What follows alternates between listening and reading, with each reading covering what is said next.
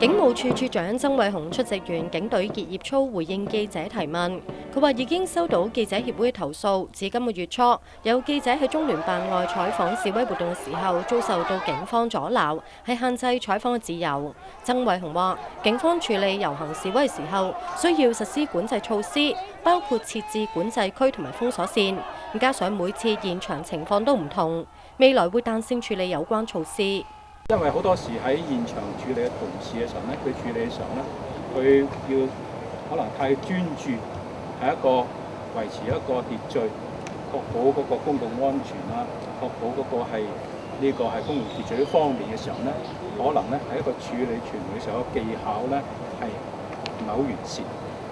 咁呢個咧亦都希望大家能夠理解到。佢話：今年七一大遊行，希望主辦組織能夠保持遊行有秩序進行，警方亦都會尊重遊行人士嘅政治公民權利。咁至於被問到政府換屆對佢有冇影響，曾偉雄話冇諗得太多。係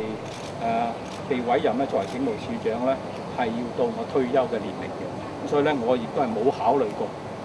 其他嘅工作安排。亦都必須講，其實警務工作嘅挑戰每日都好繁多啦，我冇時間再諗其他嘅嘢㗎啦。